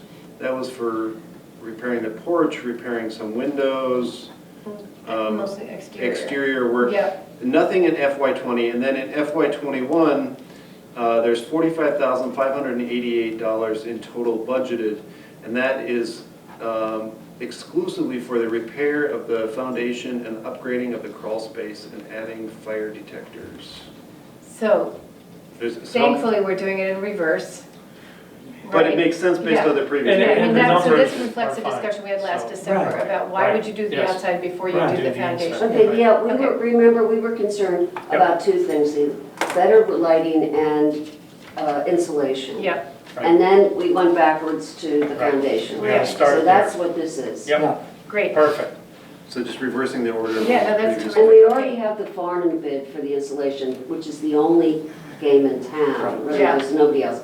And that seems fine, and we do have a couple of bids on, very different on electricity, but I don't want to even, but that's not what we're doing here. That's great. You know, so as with all of our budget planning, it's a guide, you know, so. Do I hear a So motion? I'll make a motion that we go with LaRock and Son on this bid. Well, they're a little higher. It's a slight difference in my opinion. And it's I second the motion. Local knowledge of understanding the building. Any more discussion? Thank you, Gordon. All in favor? Aye. Now, is there anything that I have to do? You're Get your going shovel. to, you're going to contact them, I'll contact Peter will. Rocky? Rocky, and we'll get a contract with them, and we can get moving on this. Okay, and then do I do anything with the other two? What happens? He tells them, Peter. I'll send them a letter thanking them for their bid, Oh, okay. and notifying them. you can if you want to. No, I love when somebody else does it. No, it should come from the town. Yeah. Yeah, I have no problem doing Yeah, it. Peter. okay, thank you. I will be nice. Thank you. Can we have someone check out the joists, like, after we can see them? Like, is that We will. part of the program? Yeah. And I think Rocky's. Oh, he's in gonna his- tell He's the one who said. Oh, He's- he'll be- yes, Rocky's the one who Yeah. brought it up. that Oh, he okay. will Look, Yeah. it's not So- included, but the joists are structured, Yeah. make sure that the joists are structurally sound. Yeah. Enough to brace, obviously, before they raise it, so. So wait a minute, let me just, as I'm thinking about this, what did we just vote for, the whole thing? Or only excavating? Because to replace the frost wall in the footing is another $4,600. Remove the knotweed is another $2,600, so maybe. I was under the impression that it was the It's the entire, whole bid. the entire bid is Yeah. $12,800. Okay, so we by had the, intention. we did the bid plus the options, the required plus the. Excluding the joists, Yeah. because That's we here, can't. 46. Because that, we can't know that, so, Yeah, No, that's not. okay, so it's up to $12,800. yeah, Yes. yeah. Correct, that's what the bid called for.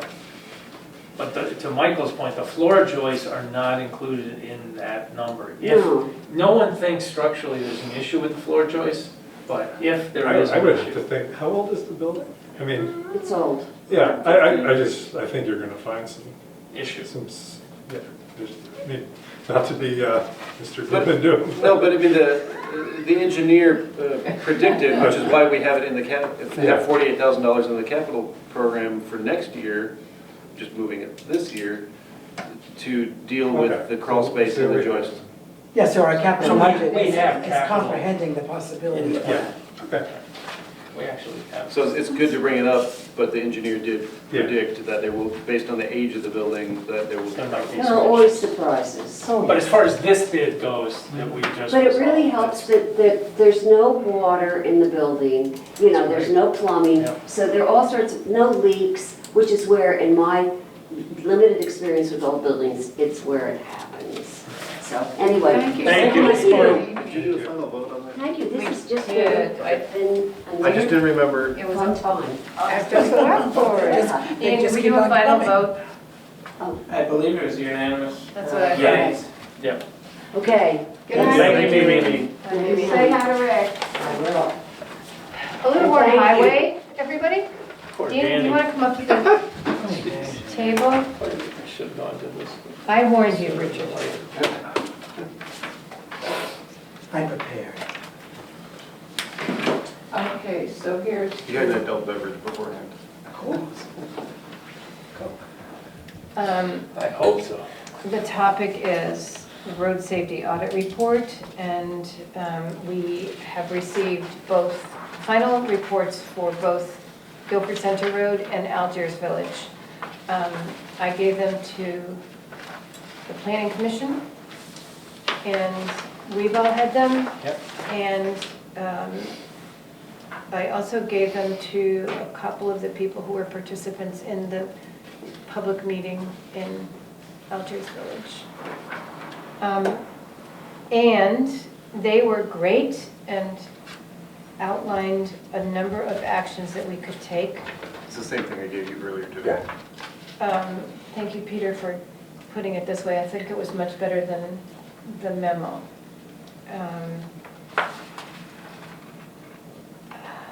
I don't actually. Yeah, did you not get one? I do, no, I printed it out, but it's tiny.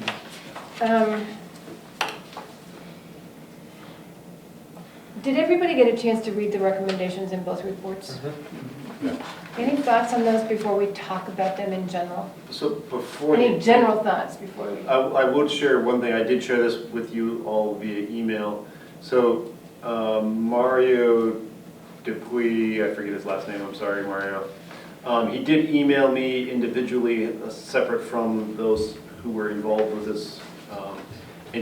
So earlier this winter, and Dan was certainly part of this, the town signed an agreement with V-Trans for them to replace a number of outdated or aging signs on Center Road from Greenland Bends coming towards the village. They've done part of that work already. So of their recommendations for Guilford Center Village, one suggestion Mario made is that we could include majority, not all, but a majority of the recommendations for sign replacements or additions for the Center Village in that project. And that would mean that the state would end up paying for all of those new signs that they are recommending to us. So the one caveat to that is that we would have to wait until next summer for that project to be completed. That being said, it still falls within the proposed timeline of getting the project done that you see for the Guilford Center. Because I did put in there at the very end of each section, so that's for Algiers Village on the first 2 pages. So the short the now to short timeline is less than 1 year. So it would be less than 1 year, so we'd still falling within theirs. Speaking with Dan, he recommends going with that. If they're proposing it to us, I think that makes a lot of sense. basically, we would have to. I'll do the 2 stop signs, and 2 new stop signs they want, one at Carpenter Hill. Yeah. And another new one up at Cemetery Hill. And then And moving, let them do the rest. and then moving the Carpenter Hill road sign. Yeah, and I have the stop signs in stock. Okay. So I have a question, which was that I had a request from a resident to have a stop sign at the end of Sweet Pond Road, where Sweet Pond Road meets the Guilford Center Road. And I didn't know whether that was technically part of. No, it was not. No, the only place you have a stop sign is coming off State Road. Because technically, coming down Sweets Pond Road is a through road. Right, I guess it was just a safety concern that was brought up to me. So, So, so we could look at each one of these things, but I wanted to, one of the things that I don't remember being discussed in the reports was changing, so Guilford can determine the speed limit on Guilford Center Road. The state determines the speed limit on Route 5. If we wanted to consider going from down to 30 from 35 in Algiers Village and up here, or even 25 up here. Petitioning the state on Route 5 and changing our own ordinance up here. He did say something about we could change the speed, right? Yeah, here in Center Village, their Yeah. concern is that the individuals from the state were saying, particularly here in the village, is that it goes from 45 to 35 and then to have another step down to 25, that in some of the research that they have, that can actually cause more accidents to happen. But I was going from 45 to 25. You have to have it go down in 10 mile an hour increments, either 10 or 5. Is what he, was what. Well, doesn't it slow down out here? Well, this road here is 35. Yeah, but. Then you get 35 on the, from. Right, so From you're at 35. so you could go to Cemetery Hill 25. down Right. to the old town garage is Right. 35. So you could go to 25. And then you go wanted from there see to 45. Well, some village centers, like Bellows Falls and Chester, have gone down to 25. Some of them 25. have, yes. Yeah. It's very radical, you know, when you start driving 25 miles into that. You know, it really raises your consciousness to think this is going to be 25 miles an hour. And, you know, I guess my question is, will we really enforce that? And that's where Chester's been extremely successful. They Mhm, enforce yeah. that like there's yeah, no and tomorrow. Bellows So, Falls and the too, same but thing. they're bigger places. You're right, I agree with you. That's a, You could change your speed because all your dirt roads are 35. So when they come off Sweets Pond Road, you could change that from, put a 35 mile an hour sign as soon as they hit the blacktop.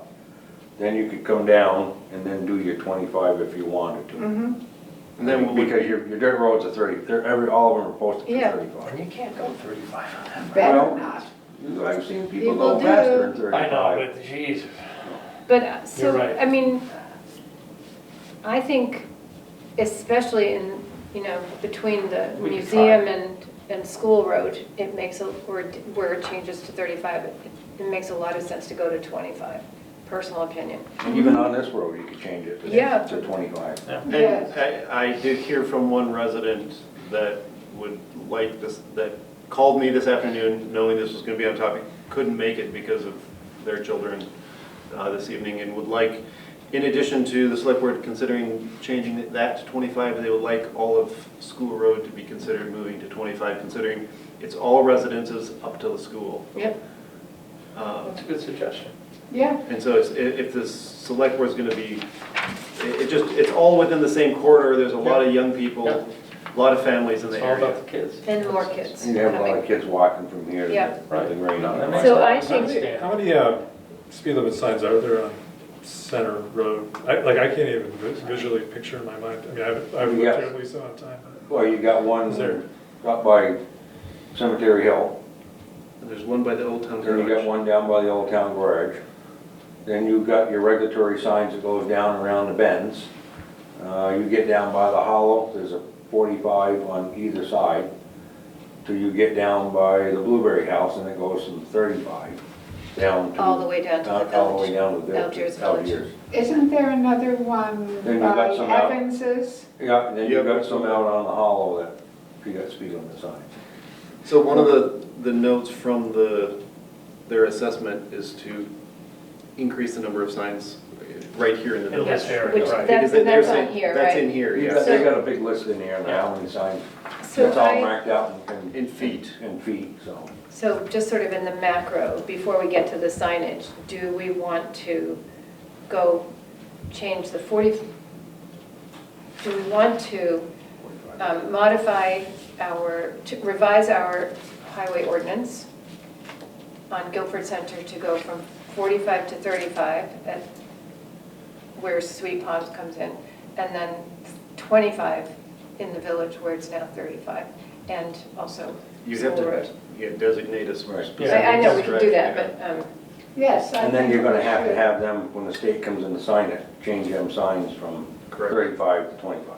Yes. Let them know ahead of time so they can get the So they proper post the right sign. sign. Depending on the select board decision tonight, Right, I'll yeah. notify Mario. And include School Road So- in that. Old Town Garage to Cemetery would be 25 miles an hour. School Road would be 25 miles an hour, and Cemetery to Sweet Pond would be 35 miles an hour. Yes. I so move. Thank you, Second. Veronica. Thank you, Richard. Is there any more discussion? All in favor? Aye. And we'll do the new stop signs here next, probably on a Friday. Good. And as far as following up on the recommendations, does the select board wish me to start? We haven't got there yet. Oh, So okay, sorry, this is something you're seeing this that was is the separate. macro thing. Okay, And then the next question was, did we want to petition the state for a 30-mile-an-hour speed limit in Algiers Village? Or 25?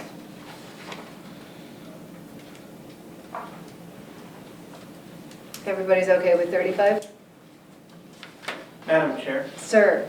Ian Keel, BCTV cameraman, not resident of Guilford.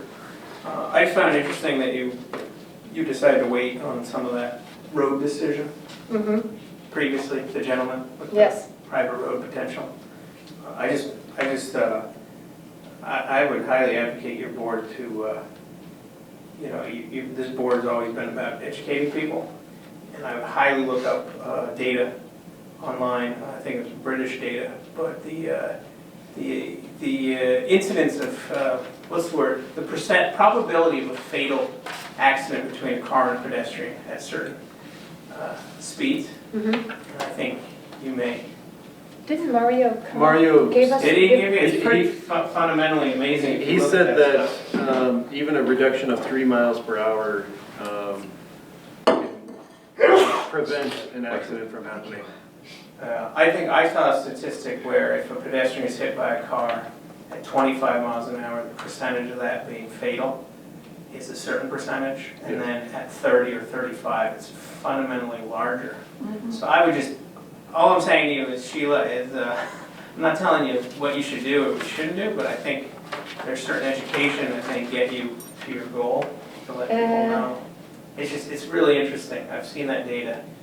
I live in Brattleboro, and there's a variety of speed limits in Brattleboro, as you know. Yes, the second video shows the effect that traveling 3 miles per hour slower has when colliding with a pedestrian. This video is graphic, Yes. but illustrates very well the resulting difference in severity impacts. So,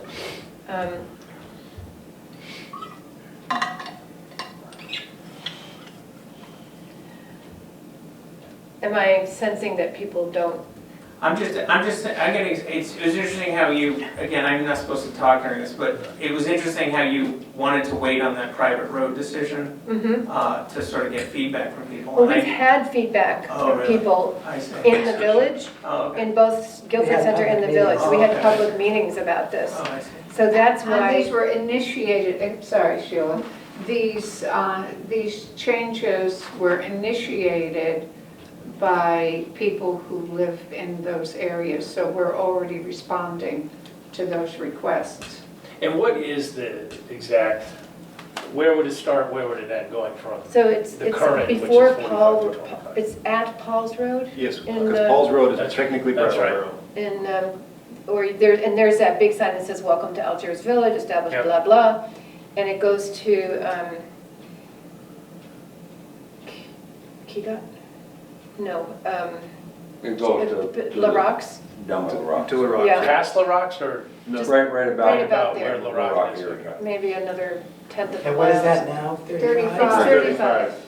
And I still watching people speed through there. Oh, they come down, you take any license, Right. and you're pulling out of the Oh, I store. agree. So, I agree. Well, I'm not- can we establish where we want to slow things down, let's say to 25? so I'm sorry, the first action item is request review a speed limit on US Route 5. Yes. town to submit letter of request to V-Trans Traffic Committee So- Coordinator. So we could request them. Before, sorry to interrupt you, but before you take any action, I have a letter from a Guilford resident that was sent to me today, addressed to the select board on this topic, and it's from Michelle Frazee. She wanted me to read this to you. Says, would it be possible to schedule a public meeting surrounding the findings of these traffic studies? I've read the results and would like to have input on what happens. Speeding has been and continues to be a concern for residents, library school children, and who frequent this area. And the conversation, because I had a conversation with her prior to this, and because this whole thing started with a public meeting set by the select board to get resident input, she would like to see resident input on the recommendations before the select board takes action on them, to make it a full circle of Oh, that's transparency. fine with me.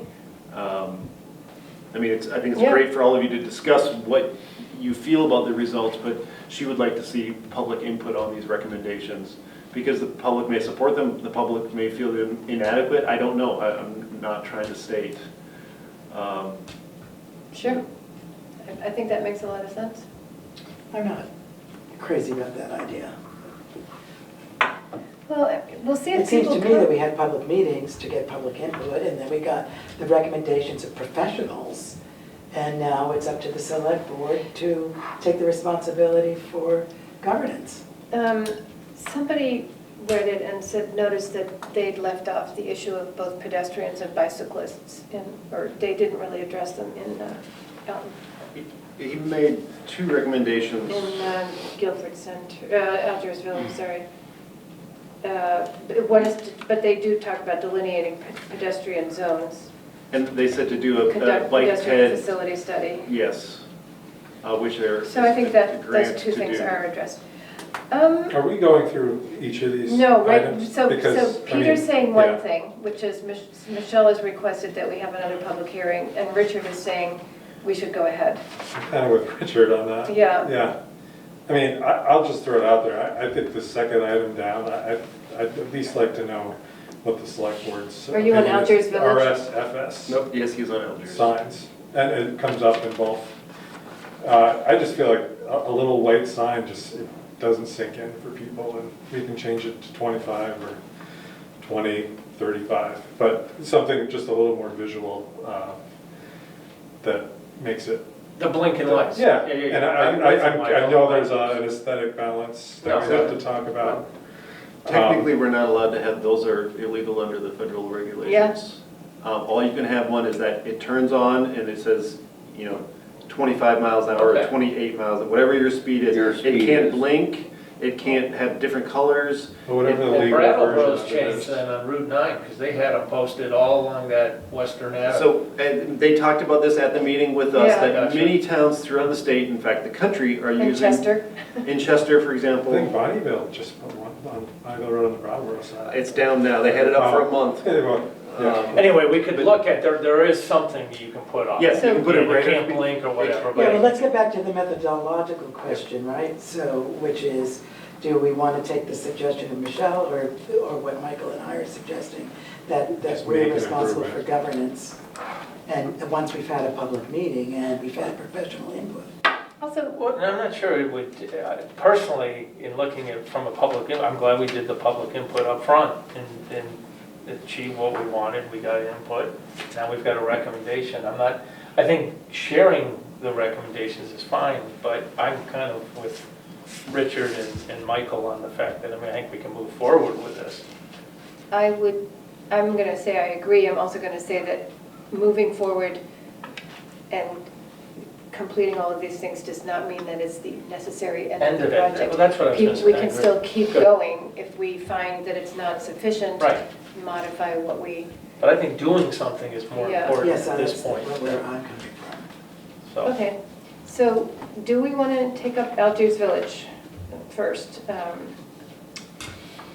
Sorry, I think we just agreed, right? to keep- I think you just Yeah. did. Okay, so request review of speed limit on Route 5, we could request them to consider 30 miles an hour? What do you think, Dan? I think it would be probably a good idea, but trying to get the people to do 30 mile an hour would be a different thing. So it is done in different parts of the Yeah. state, so it's not, and it's also down to 25 miles an hour. Also in New Hampshire today, I was going into Claremont, it's 30 miles an hour, I'm going up the hill and down the hill. So, it's not unique. I think it's okay to request, right? Yeah. I think it makes sense to request it. I mean, at our discussion, we had a little discussion at the country store after the assessment, and they pretty assuredly told us that if you requested 25 miles an hour on Route 5, that it would be denied, but you'd be more successful, correct? Yeah. You'd be more successful if you requested 30 miles an hour. So we're just requesting review. Correct. Right. Yep. Consideration of a 30 mile an hour. To change it to 30 miles an hour, okay. Manage speeds on US 5, approaching village using speed cart or radar speed feedback signs.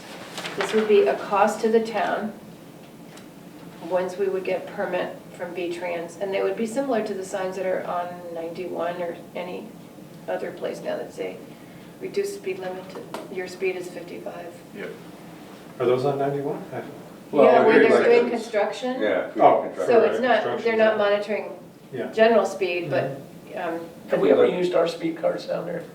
We don't. we don't don't have have any speed speed cards. cards. We Well, get the VSP. We have Oh, signs, we just have the our signs, signs, okay, it's just the and I signs. use them every We day. borrowed them from the state police, that's what it was. Yeah, you could request the state police. Right, to post them. Or the sheriff's Yeah, department to put sheriff's them back out department again. To put them But out. then those are temporary, then they take them away. Right. Yeah. Yeah, the longest what they'll we're give them talking- to us is 2 weeks. Gotcha. But the question is, could the town buy? Yes. I think the Two town signs. should consider buying. So the this. cost would, so We'll have what to what look is the into what cost? the cost is. Yeah, I would like to look into this. That's And what would- causes me to slow down Right. more than. So when we started getting complaints about this, at least roughly a year and a half, 2 years ago, the cost was $800 to $1,000 per unit. Can you still put that unit up on the road? Okay. It's just like the little, 12-inch by 12-inch black electronic square you can mount on a T-post. And they have the fancier ones, you get solar panels. Yep, exactly. Like you see out Right, on the right, right. highway. And I have a website that has them, what the costs are to them. But yeah, I'll look into the cost. I think And, it'd be just, the application to V-Trans for installing them is, it's only a couple pages, relatively simple. So you're saying it's about $2,000 for Algiers unit. Village? Yes, to Total. put One on either north and side. south side would be, from the last time I looked, like I said, it was 2 years ago, but it was about $2,000 for two of them. And I get an email through on the phone there, and there's a lot of towns that are putting them in, and they have either Lafayette or WorkSafe, any of them big sign companies will install them. that's it. I mean, we could technically install them too, if we wanted to. Okay. Request Guilford Country Store to relocate their open flag. Yes. This would be a letter from the select board with a copy to V-Trans. Yes. And I would also copy the people who, it's Friends of Algiers Village Inc. who own the building. So it probably needs to go to Friends of Algiers Village Definitely. Inc.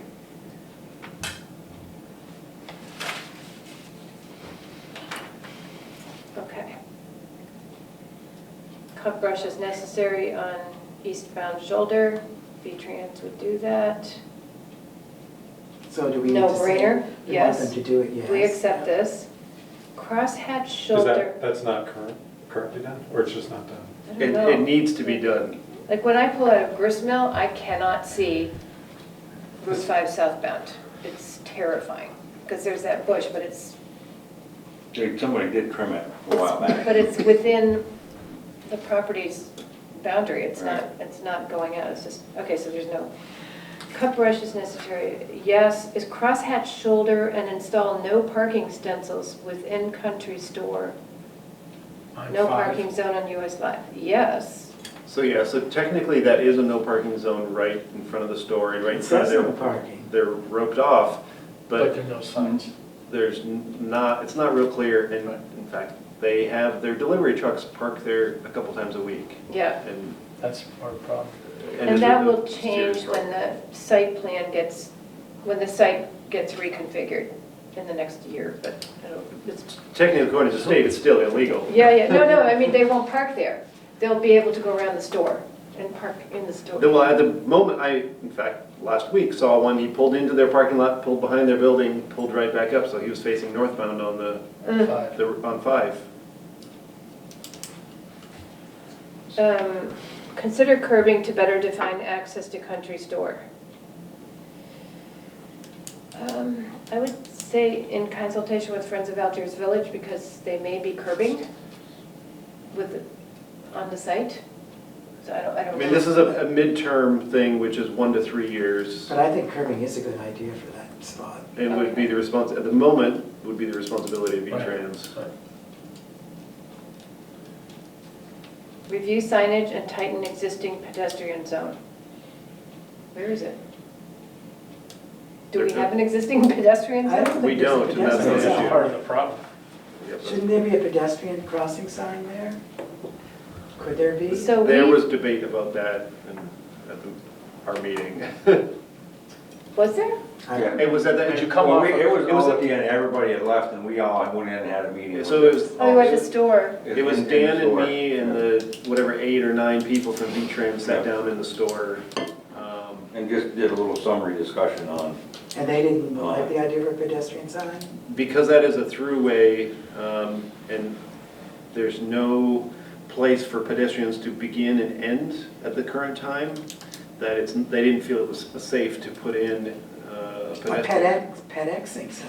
But Correct. it would be Across safer from than what we Richmond. have now. They disagree with that. Really? So They'd be more we're not talking confused, I sidewalks, think, we're is their talking issue. getting from That's correct, we're not talking Richmond sidewalks. to across the street, That's correct. or from Hunting Building across the street. Well, And because they're there's saying- nothing on that side of the road, there's only sidewalk in front of, you know, Don't take- across We don't from need the Richmond. side, why, can't you have a crosswalk without Not- sidewalk? No. I don't think under the state guidelines you can, We no. can't. There's no Gotta place have for a pedestrians right to to start or stand. end. And then there's So, also, it's not safe, one of the things they pointed out to us is it's not safe for disabled people or people in wheelchairs to cross, which needs to be taken into consideration for a ped-exing to be painted. We're only talking about putting painted hash marks across the road so pedestrians can cross. So, I'm sorry. The state says, if you don't drive, you can't use this road. Is that what I'm hearing? no. That's Yeah. not- that's not- You can't build a sidewalk, there's no room for a sidewalk, so you can't have a crosswalk, so you can't be a pedestrian. there are, Ian Keel, not Guilford resident? My guess is that this is the nature of governments and the nature of liability. So that if they don't put a sign that says you can cross there, and you Exactly. cross there and you get run down, then Then it's you're- not state liability. That would be my guess. I think apologize Ian Keel for for interrupting. Good guess, Ian I Keel. I think mean, it is you can't walk on the interstate. I mean, the interstate is considered a throughway. And there's a sign there that says no pedestrians. So are they gonna put a sign in Guilford Center that Okay. says no I'm gonna calm down. Thank you, And Algiers. Algiers Village. No, I mean, Okay. this makes no sense It does not make any at sense. all. Well, let's move on. So what are we doing? We're just like eliminating pedestrians in Guilford, in Algiers No, I Village. We can have That's a gotta be a cross-hatching. continued discussion. Conduct pedestrian figuring facility out. study to determine feasibility. So are we saying no to review signage and tighten existing? They recommended that. Review signage I and think tighten. you can tighten the signage, I think it's a good idea, to let Okay, people know yes. this is a pedestrian zone, even though there's no crosswalk. Conduct pedestrian facility study to determine feasibility of incorporating sidewalks and crosswalks. There you go. Yes, A study, yes. but Gotta start it's somewhere. a short time frame study. Medium is, It's short, it's a. 1 to 3 years, I'm Short. sorry. It's short to accomplish, but no, the cost is medium, so the cost I see, I'm sorry. is, medium for cost is range between 15 and 75,000. Until you get to that Good, point so they'll after get you us have an the answer. study. No, that's Yeah. to do the Less than study. 1 year. That- Sorry, $15,000 to do a pedestrian facility study. Is 15 to It's just 75,000. 75. But There's a lot of mathematics that go into this. The state currently has grants to do the bike ped studies, which WRC would assist us in applying for, which they discussed at the post-review meeting. And Chris Campany said that I could work with Marion to do so if that's something the select board was interested. But the select board would have to know that there's likely going to be a match required by the town, most likely 20% match. It has to be put out to bid, done by a third party. But So at some point, they could decide bleh, if we're gonna do it. I mean, Well, it seems to me Get a that match. if the only way to get from where we are to have pedestrian safety is to have a study, then we have to go with the bloody study. Even though, I mean, never mind, I'll forget the even though. I understand, I agree.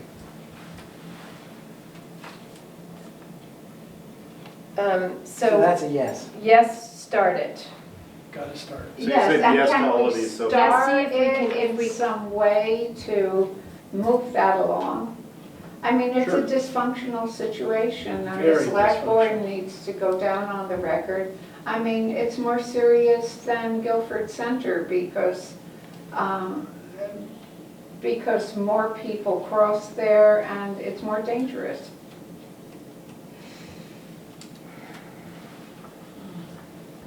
They're both- Opinions? Did we say yes? Mm-hmm. Okay.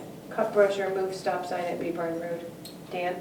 Who? Cut It's up brush to or move? V-Trans to do, not That- us. That's us. Yes, we need Yes. to, Yes. but would they need to do it? Yes, Yes. okay. That's at the, out at the end. And that big tree. Consider making westbound shoulder in northwest quadrant of Guilford Center Road.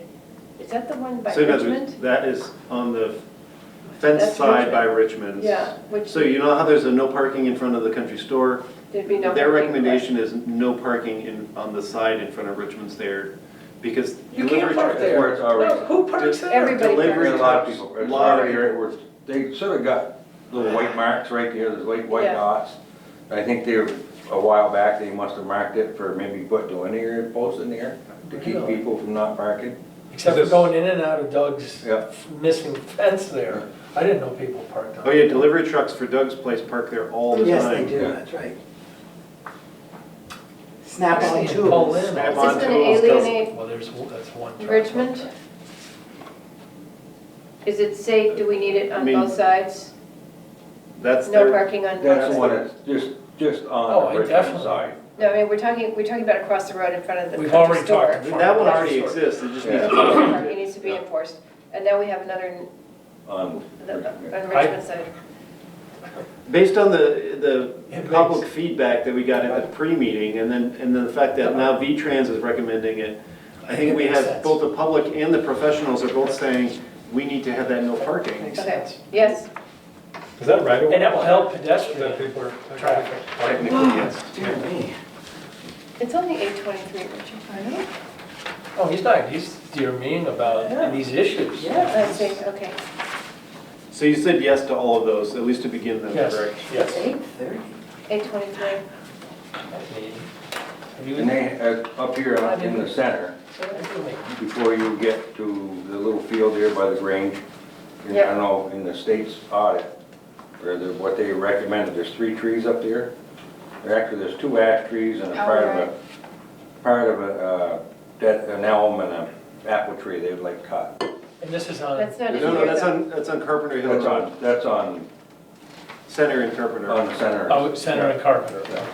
So you remember 2 years ago, Yes. you I- moved to yes, have yes, those, that was some of the those apple trees. tree, I think, Yeah. or- Some of those trees were removed and some were trimmed. And Yeah. some of the residents were concerned they were gonna lose all those trees. Right. And well, the state is now recommending removing the 3 remaining trees that are there. And 2 are ash?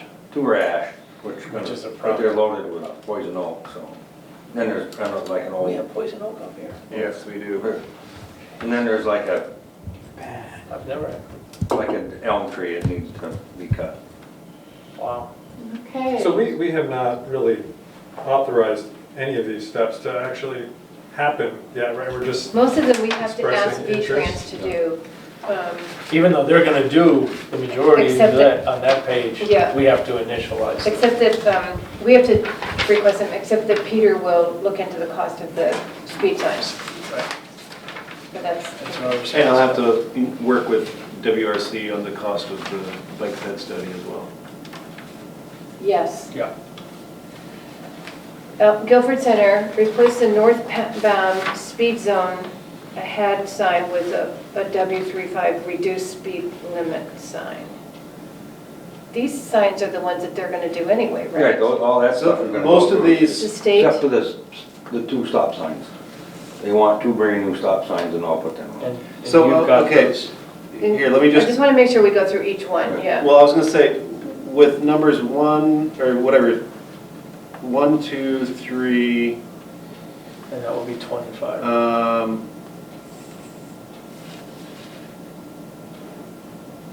Whichever, that's 8 or 9. 6, 7, 8. The delineate pedestrian zone is the one I was referring to there. 4, 5, 6, 7. Delineate pedestrian zone. That's our So responsibility. those are the ones that the state has suggested that I was telling you about earlier, that they would replace as part of the sign updating project for next year. The other items on this list would be up to the select board. Okay, let's go over those. Well, actually, increase the size of the northbound, oh, okay, 35 mile. So, Peter, again- State. Yeah, everything's, Install the reminder speed limit signs midway in both If directions. that would be the state doing that also. State, where do we put in the Seasonal. speeding? Your speed is 75 miles an hour, go down to 30. Those things. The radar speed feedbacks, so that would Oh, be up okay. to you guys. So that would be, again, cost plus minus $2,000, Yep, and we can vote on that. yep, and you don't need a permit to do that because that's a Right. town what highway. are they recommending for the seasonal narrowing? What do they physically do to So- narrow the lanes down? You know, Oh. there's some pictures of it, but you know.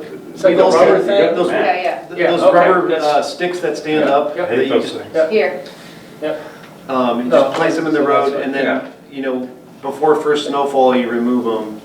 And they say that dramatically reduces people's speed in Yeah, addition to because the, there's something else. yeah.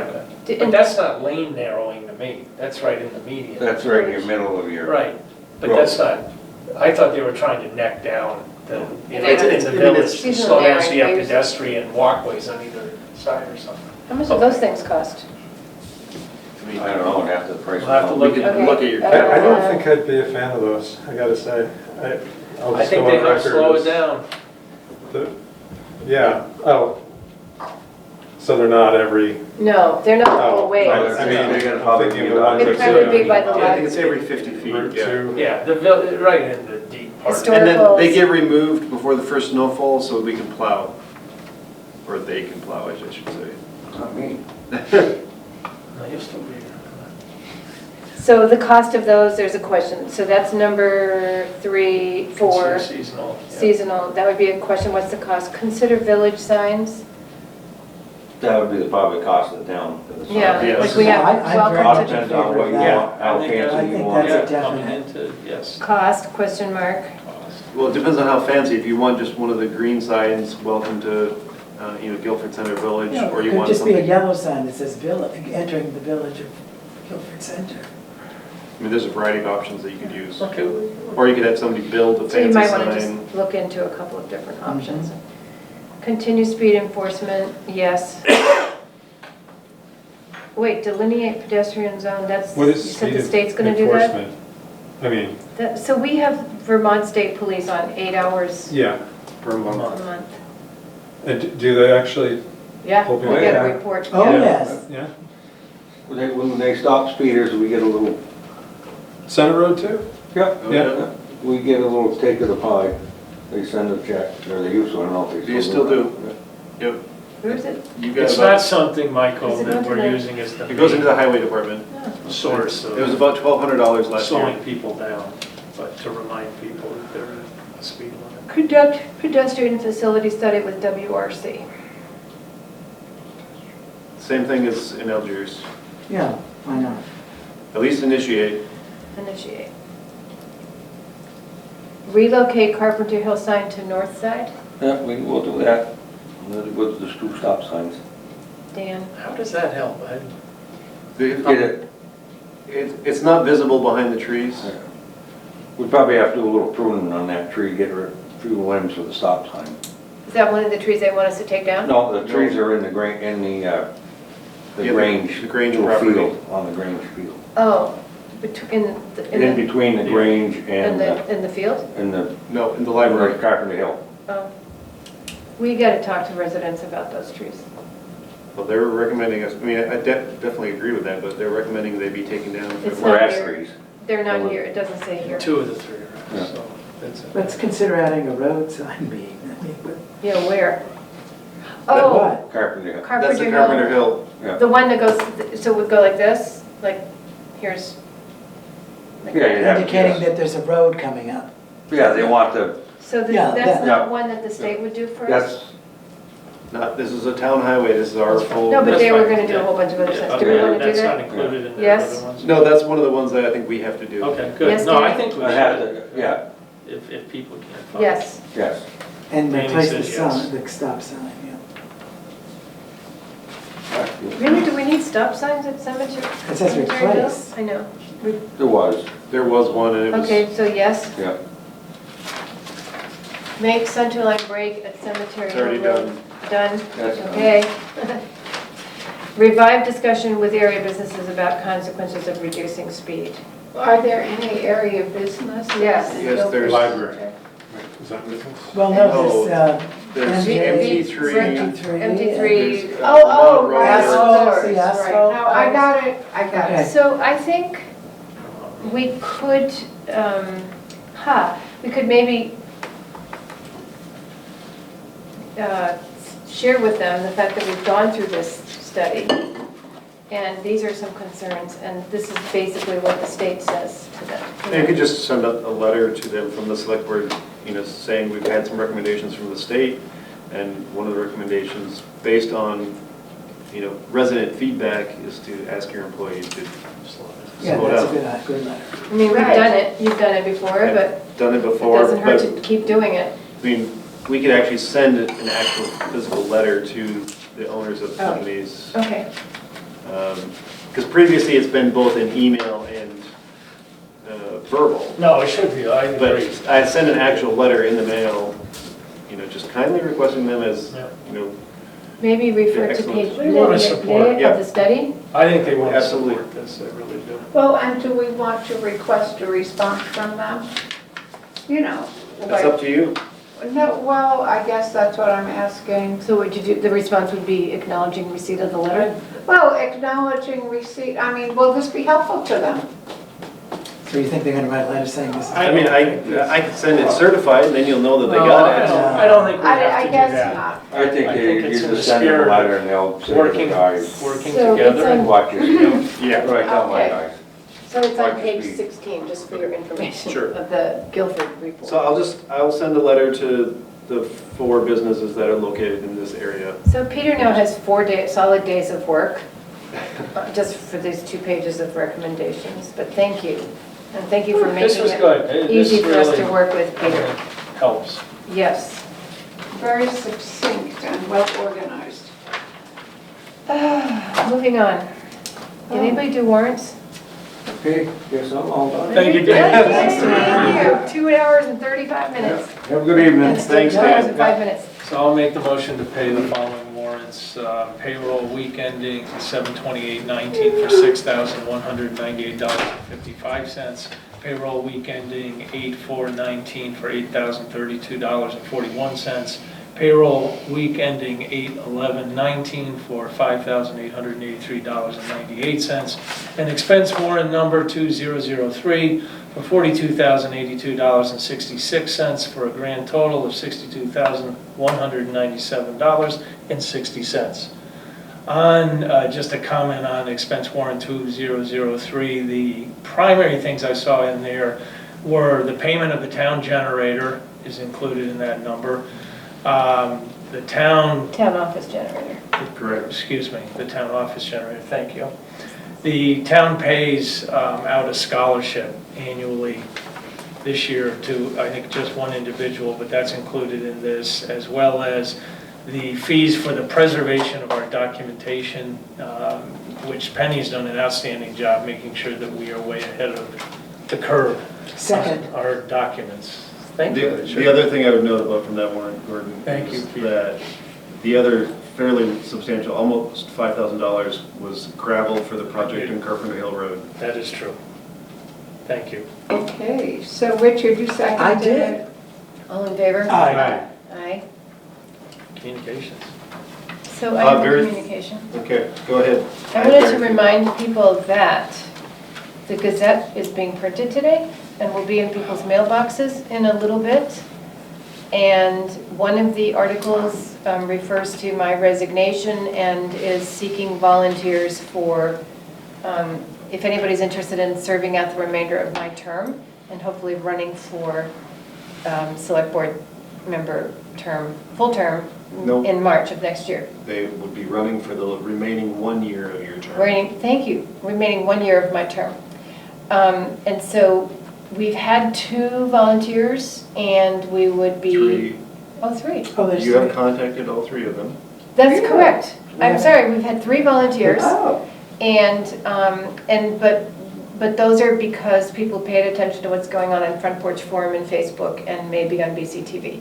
So now it's going out to the whole town, so we are giving everybody another week or so to see whether somebody else wants to be considered for this position.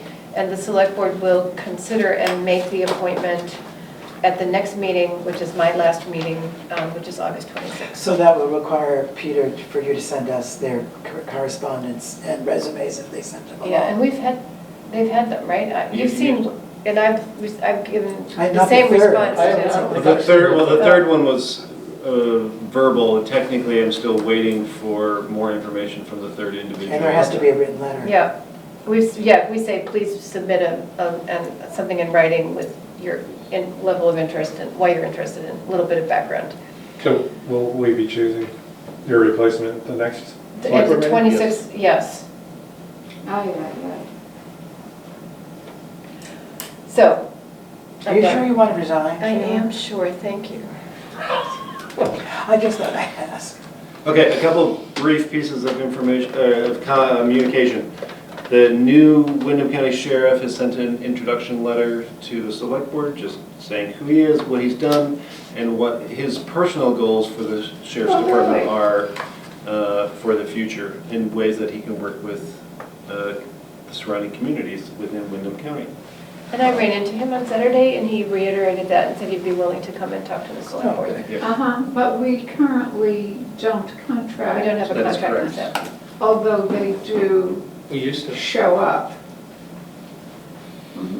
Any other communications? Yeah, 2 brief ones. One is from Green Mountain Power, letting customers know, most people should have received this in the mail, but just wanted to let people know that Green Mountain Power will be conducting tree trimming in a number of areas throughout Guilford.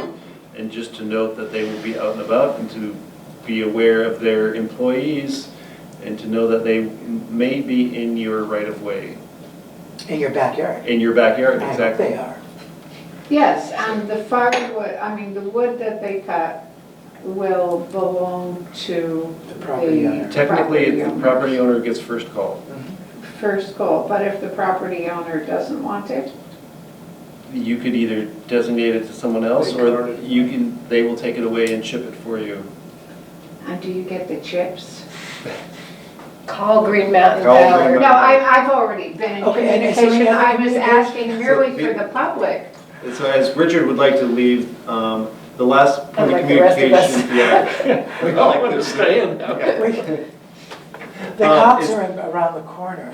They're upstairs, yes. That Sheila asked me to note is that due to some complications, we won't get into the details of which right now, the culvert project on Carpenter Hill Road is currently delayed indefinitely until we receive more information, which hopefully will be tomorrow. But we don't seem to be at any financial risk because of this delay. To the best of my knowledge, we are at no financial risk due to the delay. Excellent, thank you. Adjourn. Second. All in favor? Aye. Okay, so we will adjourn this meeting at 8:39.